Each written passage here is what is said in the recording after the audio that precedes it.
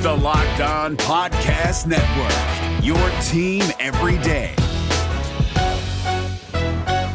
You are Locked On Cowboys, your daily Dallas Cowboys podcast. Part of the Locked On Podcast Network, your team every day. Locked On Cowboys.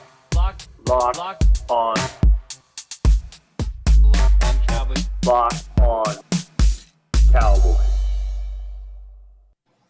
Welcome back to the Locked On Cowboys podcast, part of the Locked On Podcast Network. Thank you for tuning in. I am your host, Marcus Mosher. You can follow me on Twitter at Marcus_Mosher. And joining me today, as always, is my co-host, Landon McCool. You can check him out on Twitter at McCoolBCB. You can also listen to him on the Best Coast Boys podcast. Landon, what is going on, sir? Not much. We making our way through this training camp preview. We have finished the offense. And today we're going to talk about some defense finally, which I know every Cowboys fan is excited to confront the realities of their defense. Yeah. Well, we're actually going to be talking about maybe one of their strengths of the defense. Maybe. So it's not going to get super ugly yet. Yes. We'll save that for next week. Let's talk about the Cowboys edge rushers. And I want to start with DeMarcus Lawrence, Landon. We are entering year 8 for DeMarcus Lawrence. And it's kind of hard to believe it's been this long, but he's 29 years old. He's been a staple of this Cowboys defense for a long time. I think you and I both agree that DeMarcus Lawrence is not only one of the most underrated players on the Cowboys, but underrated pass rushers in the league, right? I mean, he just doesn't get the same respect that some of the other top guys get. But do we need to see him kind of move up the sack total a little bit? I mean, we know that sacks aren't the most important thing in the world, but over the last 2 seasons, 11.5 sacks. Does he need to start producing sacks in order to justify his contract? Somebody needs to start producing sacks. Yes. Whether it's somebody working off of the opportunities that D-Law has provided for them because there's so much attention paid to him, or if it's D-Law himself. I mean, there needs to be a result tied to that. And again, like I said, it doesn't necessarily need to be DeMarcus Lawrence getting 12 sacks, but it needs to be DeMarcus Lawrence drawing a ton of attention that is also turning into other people producing. Because, and this isn't putting DeMarcus Lawrence on blast or anything. He's played admirably, but ultimately this is a results-oriented situation, and it hasn't been what it needs to be. I think DeMarcus Lawrence, as far as his play, has been good for what we expect the last 2 years. I just think, unfortunately, this defense is going to need more from him, just because he's the most talented player on a defense that doesn't have a ton of outward talent right now. So we really need him to do more, just because the team needs him to do more. Yeah, if you're taking the pessimistic view of DeMarcus Lawrence, since 2017, his sacks have dropped every single year. His tackles for loss have dropped. His quarterback hits, 2017, he had 26 quarterback hits. Last year, he had just 10. However, it's not all his fault. He's playing lights out on almost every single snap. And I know he's been dealing with some injuries, but there's just not a lot of help around him. But listen, they're paying him $20 million a year to bring down the quarterback. I do think he needs to get more than 6.5 sacks a season. But again, it's not all on him, correct? Yeah, and like I said, I think, with improved help along the defensive line, and we'll talk about some of the people that are coming in that are also playing edge. I'm hoping for more production, because if you watch him on a snap by snap basis, if you watch the tape, I mean, he's still a guy who can make plays. He's still a guy who can beat offensive tackles. He's still a guy that has a wide variety of moves and has a lot of ways to get to the quarterback. And on a defense that was historically bad, I mean, he was still the guy who was making the plays on that defensive line consistently all throughout the season. And when he was off the field, the difference was noticeable. So I still have a lot of faith in DeMarcus Lawrence and that he could still produce. But it's time for this D line to be producing at a much higher rate, and most of that responsibility is going to fall on DeMarcus Lawrence. Just really quickly, I've always struggled with the disruption is production. Remember, I think that's Josh Norris, our good friend Josh Norris, talking about this, right? Because earlier in my football life, I thought, well, listen, if you're disruptive, it doesn't necessarily result in an incomplete pass or a sack, right? Like, I've seen plenty of quarterbacks be pressured and still complete passes, right? So sacks are what matters. But I think over the last couple of years, you look at the data, right? Quarterbacks, I mean, the stats of when a quarterback is pressured against when they're not pressured is just monumental, right? Quarterbacks are significantly worse when they're pressured. And that's one of the things that DeMarcus Lawrence does very well. Like his pressure rate is among the tops in the league. It's just the sack totals aren't there. So while he's not producing you double-digit sacks every year, he is affecting the quarterback. It's just hard, I think, for the average fan to maybe see that. I'm a big fan of disruptionist production, and I do believe wholeheartedly in that, because you see it when you watch the tape. It's not something that gets sliced up well with analytics, unfortunately. It's because it's something, and not all disruption is equal, right? Like, and so I think that it's harder to quantify.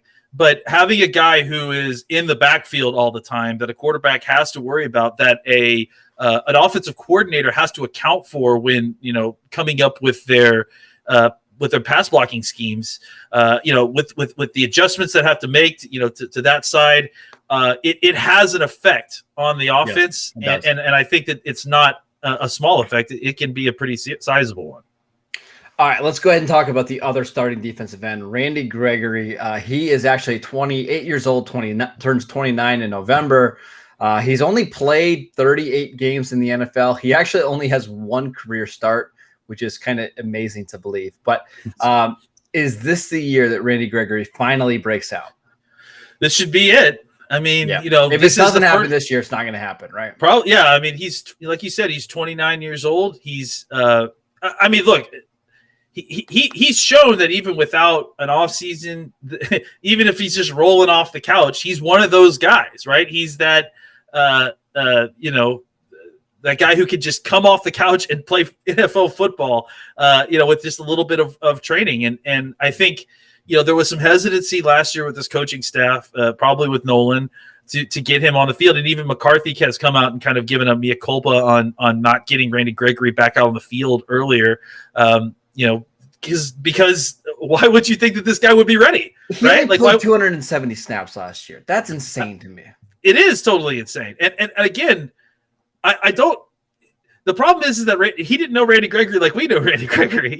We've seen this tape before where, oh, hey, Randy's eligible this week. Let's see if he can play. And then he gets like 2 sacks and 3 pressures against young Jason Peters. It's like, so I think that that you can fault the coaching staff for not getting him enough snaps. I know a lot of us do, but I also think it's hard, for people that don't know Randy, it's hard to believe that somebody could just be out of football or not be, in a football system on a regular basis and be able to play at the level he does. So this is his first year to have an actual offseason, to have an undisruptive full end of the season to beginning of the next season. And I'm excited to see what it produces. I mean, just in the last year, he's already shown that he's got a much better shaped body for the position. He's kind of bulked up. He's gotten larger. If you see, I was watching some tape last night. He looks similarly sized to DeMarcus Lawrence, and I had forgotten that that's kind of where his size is at now. Yeah. So. Yep. I think this is the year to see exactly what we have in this guy. He still has all that juice. He still has all that gumpiness.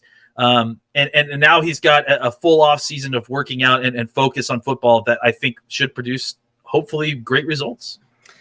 And again, this is a scheme that fits him really well. At least I think so, right? We've seen the Seattle cover 3 defense have a lot of these guys, these small, undersized pass rushers. Again, he's not really undersized, but not anymore. These really bendy guys, whether it's Bruce Irvin, whether it's Cliff Averill. I mean, even was it Vic Beasley had an all-pro season under Dan Quinn in Atlanta before. So I think the scheme is perfect for him. He's set up to play a bunch of snaps. All he needs to do is stay healthy.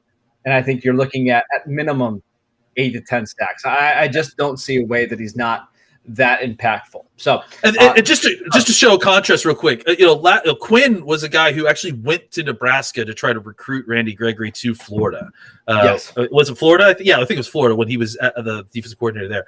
So I think, that just shows you the kind of difference in the feeling between the previous coaching staff and this coaching staff with Randy Gregory, and that provides a lot of opportunity for him. I mean, as long as DeMarcus Lawrence and Randy Gregory are healthy and on the field, I actually feel pretty good about the defensive line, despite some of the weaknesses at defensive tackle, because those guys are just so freaking talented, right? Like if they're playing, they're going to be productive. So it's everything else that gets me a little bit worried, but those two guys are really, really good. I want to take a quick break to tell you guys about BetOnline, the fastest and easiest way to bet on all your sports action. Baseball season is in full swing, and you can track all of the action on BetOnline. Before the next pitch, head over to BetOnline on your laptop or mobile device and check out all the great sporting news, sign-up bonuses, and contest information. Don't sit on the sidelines anymore, as this is your chance to get into the game as teams prep for their runs to the playoffs. Head to the website or use your mobile device to sign up today and receive your 50% welcome bonus on your first deposit. BetOnline, your online sportsbook experts. All right, Landon, let's talk about some of the backups. And I think probably the biggest backup and the most important backup on this team is Terrell Basham, who the Cowboys signed in free agency this offseason. They gave him a 2-year deal for a decent amount of money. Actually played okay last year for the Jets, started 9 games, had 3.5 sacks, 13 quarterback hits. A little bit different, I would think, than Randy Gregory. He's got a bigger body on him. What are you expecting from Terrell Basham in Dallas? Yeah, it's interesting. They gave him a 2-year deal, which is, a little bit unusual for the Cowboys, unless they actually really like a guy. And so I think they probably see something here. And, part of it, I'm sure, is that Randy Gregory's playing on a contract deal. So maybe it buys them a little bit of insurance in case they can't figure something out with Randy. I think it's going to be interesting to see. The idea is that he's a rotational defensive end. I'm assuming that he could probably play both sides, left and right. Mm-hmm. I'm thinking that they are hoping for maybe a little bit better showing than just 3 sacks, even as a rotational player. But I think, somewhere in the, 4 to 7, hopefully, range would be good for that position. And if that doesn't materialize, you have a couple of guys, younger guys that you feel like maybe they can push him a little bit. But I think that they clearly have some expectations with him because of the deal that he signed and the length. And if he's going to come in and be their third defensive end, you're hoping that he can give you at least, that, like I said, that 5 to 7 sack range, maybe a whole bunch of pressures, or at the very least eat up a whole bunch of run blocking snaps for DeMarcus Lawrence, and then maybe have him play some more passing downs and be more disruptive that way. Yeah, over the last 2 seasons, according to Pro Football Focus, he's finished as a top 20 run defender. I think that's going to be his role. I don't think he's going to start games, but I can definitely see him eating up a lot of those middle. Yeah. The middle game like snaps. Yep. Second, third down. You need him, or second, third quarter. You need him in the fourth quarter when the team is trying to run the clock out. That's where I think he has value.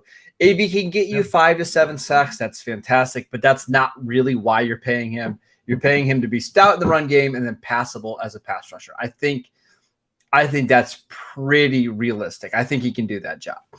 Let's go ahead and move on to somebody else that could have a big role in this team.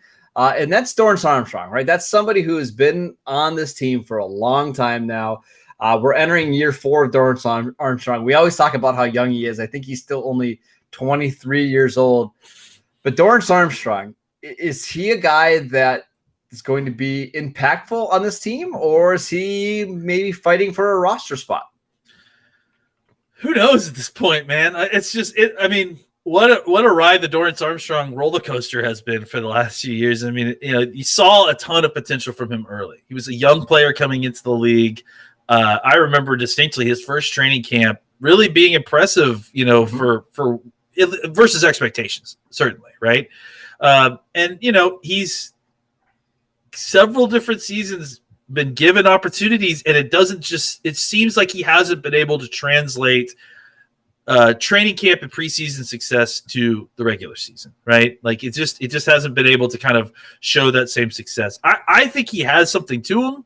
I think he has, the skills and the talent, but he just doesn't seem to produce when the games are starting, when the lights come on. So, this has got to be his last year on his rookie deal, and it's kind of we're nearing the end of exactly kind of Dorance Armstrong project. And he's a guy, again, who it's time to produce or get cut, because I think the Cowboys, yes, he's young. Yes, you hope that they can develop him a little bit more, but it's also been 4 years, and he's a guy who was a 4th rounder. And so if he hasn't kind of shown you that next step, or shown you the propensity to take that next step, there's a lot of defensive ends on this team, and we got to look at them all. And there's not really a much tying him to the team here anymore, because the guys that drafted him aren't here anymore. So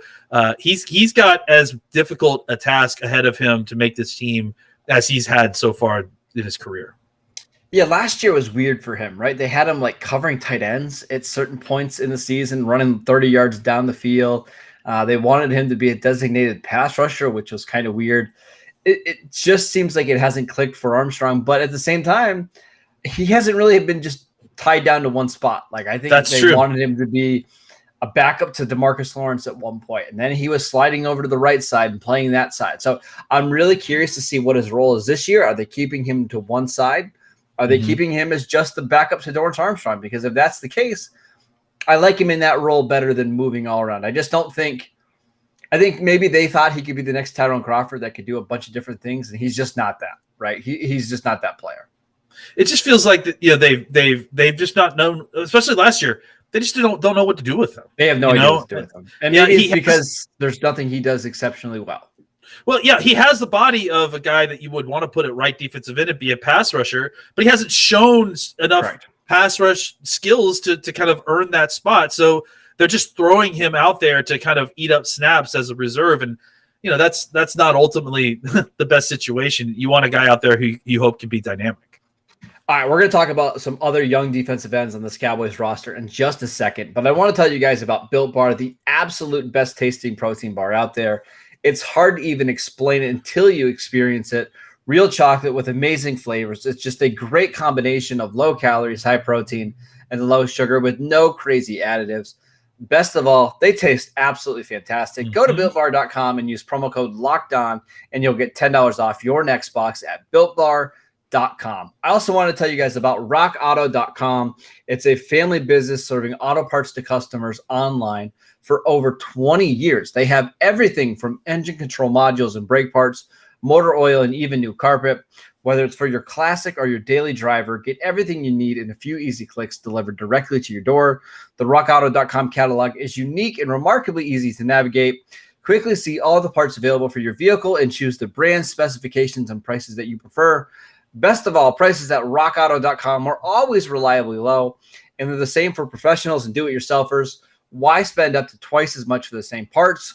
Go to rockauto.com right now and see all the parts available for your car or truck. Right, Locked On in the How Did You Hear About Us box, so they know that we sent you. Amazing selection, reliably low prices, all the parts your car will ever need. Visit rockauto.com today. All right, Lana, let's talk about Chauncey Golston, a third-round pick for the Cowboys. It's actually the pick that they acquired for moving back from 10 to 12. I'm not necessarily the highest on Chauncey Golston as other people are. I know our guy Dane Brugler absolutely loved him. I just think when I watched this tape at Iowa, it was a little bit underwhelming. What do you think about Golston and how he fits on this team? I mean, I think his fit is that he can fit anywhere. I mean, that's what I kept on seeing when I watched the tape, is that this is a guy who, is he he's not Randy Gregory. Is he dynamic at any one particular thing? Not particularly, but he can do well almost everything that you could ask a defensive lineman. At Iowa, they asked him to play, obviously defensive end. They asked him to kick inside to rush the passer as a defensive tackle. They asked him to stand up at times and rush as a defensive end. You see him recovering fumbles, getting interceptions, moving around up and down the defensive line. I like him a lot because I think that he probably will never be even close to a double-digit sack guy. I mean, I think in kind of hoping for that is probably not what is going to happen. It's not in his skill set. Yep. But what he can be is, I mean, you want to talk about a Tyrone Crawford type. I think that's where he can do this job, because I think he can immediately come in and probably give you snaps at a couple different spots, be kind of a utility player. And if you look at the makeup, if we just took a step back real bit quick from the defensive line and look at the makeup of the players that are on here, there's a couple other guys, Bradley and I, Brent Urban. I mean, Bradley and I and Brent Urban could not be on further scales while playing, similarly the same position. You know what I'm saying? So outside of Randy Gregory and DeMarcus Lawrence, you have an interesting collection of body types and talent. I think Golston is the guy who is the glue guy for all that, right? Because he can play inside, he can play outside. So that way you can deploy a couple of these other players in spots that put them in the best position to succeed, and then use Golston as the guy who, okay, who's the defensive tackle in this situation? All right, we'll use Golston there. Okay, who's our defensive end when we're trying to kick in just DeMarcus Lawrence inside or something like that? Okay, we can use Golston. I think Golston can kind of really help facilitate a lot of the kind of moving around of these pieces with his versatility. I think Golston is the one guy that when you go to training camp, Landon, I'm most excited to hear your reports back on what he looks like, right? Because I honestly don't know. There was part of me when he was at Iowa, when he was playing defensive end, I just didn't love him. He just is not bursty at all. A lot of his plays were like the cleanup stuff, right? He wasn't the one initiating stuff. And if you're not doing that in college, then why should I trust you to do it in the NFL? Are you just going to be a glorified cleanup guy in the NFL? Maybe that's his role, but I do think you're right. I think he's got the chance to be this utility guy, maybe your fifth or sixth defensive lineman on the team that just fills in the gaps, right? And if he can do that really well, like Tyrone Crawford did for nearly a decade, it's certainly going to be worth the pick. I just have no expectation for him going in right now. I have no idea what he's going to offer this year, next year, and beyond. Can I make a case for cleanup guys? I think there is a place for cleanup guys in the NFL, because you can't always win early. You can't always win right off the snap. And a lot of those guys who are win off the snap guys may not have because they're so bursty and electric, they run out of juice quickly on the snap. Guys like Golston don't stop. They just keep coming at you. So if Randy Gregory gets around the corner, pushes the quarterback up into the pocket, he's not going to be able to stay there very long, because Golston's going to find a way to grab, discard, and then get to the quarterback, or at least get his hands in front of the quarterback. So I definitely agree. This is not a guy who is, Gumbying his way around a tackle and going underneath the table, as they say. But what this guy will do is he won't remain blocked. He won't stay blocked for the whole snap. So if the first guy doesn't get you and you're trying to avoid that first guy, he'll be that second guy to hit you when you step up into the unoccupied space. All right, let's go ahead and move on to some other guys. Are we going to save Brent Urban for the defensive tackles? Because I know the Cowboys have him listed as a defensive end, but he's really a defensive tackle, right? I think, let's save him for defensive tackles, but we do need to keep in mind that he will be playing some, and if not a lot, of defensive end. It's still going to be weird to me seeing a 300-pound defensive tackle. I shouldn't be, because we saw Red Bryant play. Yeah, I was going to say. Yeah, exactly. I just think he's better as a one technique, but we'll save that for a different one. You just real quick. You're trying to steal gaps, is what you're trying to do. In a one gap scheme, you're trying to get one guy who can run a two gap scheme, and then that gives you an extra guy to drop into coverage. That's the whole thought process there. Gotcha. All right, we'll just touch on some of these other guys before we head out. There's Bradley and I know a fan favorite from our guy John Owning. There's Rondell Carter. The Azura Kamara, who the Cowboys actually kept in the practice squad all last year from Kansas. Do any of these guys do anything for you? I mean, Bradley and I, shout out to recently verified friend of the show, John Owning. I obviously is a guy who is not physically, impressive as a defensive end necessarily. He's kind of undersized, shorter arms, but understands leverage, understands how to use his hands, understands how to get to the pass to the quarterback. Last year, there was obviously a lot of disappointment, especially from John and others. He only got 3 snaps rushing the passer, I think. He did get a pressure on one of those 3 snaps. But he did only get 3 snaps, and he got something like, I don't know, like 200 special teams snaps. So he did play some special teams. Look, Anai has got to find a way to make himself necessary on this team. He's got to become a better special teams player in order to kind of justify his spot on the roster. And then he's got to impress this team, this coaching staff as a pass rusher in training camp. I think he might hold the door off like Dorance Armstrong, right? He's got to be significantly better than him. Yes, exactly. And maybe really, and maybe not that much, right? Like, I mean, because he is cheaper. You do have him for longer. But I think that Dorance Armstrong is the guy that he's competing with, and I think even though the previous team coaching staff drafted him, I actually kind of think he might be a better fit here than he was with the previous staff, simply because 100%. They love undersized pass rushers. They have no problem with that. And so now they typically like guys that have some athleticism with the undersized, right? Like they'll settle for undersized guys if you have a lot of juice. Unfortunately, it's just not something that Anai has. That is a very good point. And I think that that is why we aren't talking him up more. But I guess the point is that they will accept undersized pass rushers if you could produce one way or another, whether that's through athleticism or in Bradley Anai's case, hopefully with his skill set. So it'll be very interesting to see exactly, how that plays out. But he's got quite an uphill battle, and it is going to be a very good, interesting battle to see what comes out of the Dorance Armstrong versus Bradley Anai roster fight. I just want to mention one more guy, Rondell Carter. We have not seen him play at all for the Cowboys. Again, very little training camp last year, no preseason. But the Cowboys actually, I think they cut him earlier in the season. They kept him on the roster. They released him, and the Colts picked him up. And they were very, very upset when the Colts decided to claim him. The Cowboys were eventually able to grab Carter back, put him on the team. And I have no idea what he's going to be like in the NFL. It's just somebody that I know the front office is really high on. He's another one of these bigger defensive ends, like 275, 280 pounds. But if you want a big base end to help you, on rundowns, maybe Rondell Carter is the guy, and it's not Dorance Armstrong, and it's not Bradley Anai. Maybe Rondell Carter has a better way to the roster than those guys. So just telling you to keep an eye on him. I also wouldn't be surprised, Landon, before we go, if this is a spot, just a defensive end position in general, where the Cowboys are looking for trades, free agency. Was it about this time last year they went out and signed Everson Griffin? I don't think they're going to do a move like that. But if somebody's available in a trade or gets cut late in training camp before roster cuts, I don't think the Cowboys would be opposed to that.